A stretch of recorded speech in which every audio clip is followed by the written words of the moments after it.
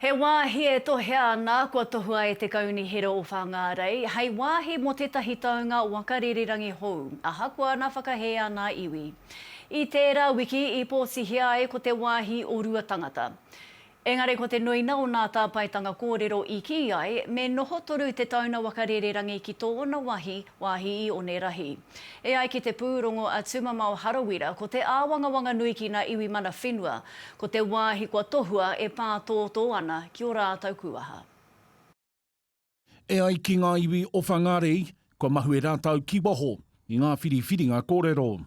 But really, we didn't get any direct engagement from council. Until Joe Public were engaged to have a chat about where the airport's going to go. E rua te kauma iwa ngā wāhi I a ta whakaarotia, hei whakatū papatau ngā wakarererangi hou. Ko te wāhi I papatū ake, ko Ruatangata. Pati Wairua stream flows right through the site. There's wahi tapu, there's a wairere of importance there. There's great concerns. We're also worried about climate change. We've got an uncertain future. Do we need a large airport in Whangārei? Nā ko te māharahara nui ko te oranga o te iwi tonu, me ngā hua ka puta ki o rātau whenua take. In the rohia of Ngāti Kahu o Torongare, it's very close to Pupiwai. We're also te Parawhau through there. It's really important area. E ai ki te koro matua o Whangārei kia Cheryl Mai, aha koa I pōtihia I ko Ruatangata, hei wāhi hou mo te taunga wakarererangi, ko tāna ki ngā iwi, kaore anō kia puta he whakataunga whakamutunga. This is definitely the beginning of a longer-term conversation with many people who may be affected by this decision in the future.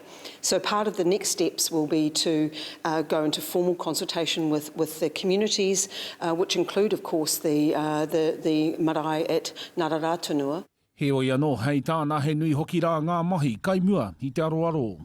In this location, there's a tremendous amount of work that needs to go in to improving the roading infrastructure. And so these decisions are long-term into the future, but it gives us a great chance to talk with people now about the potential impact and things that we should be taking into account for a future decision. Building an airport there will require a huge amount of work and a huge amount of earthworks. There'll be so much sediment to manage coming off there and flowing out to the Kaipara, which we already know has a sediment problem. So huge amount of development to build a bigger airport out there. Tumamau Harawira, te Ao Mārama.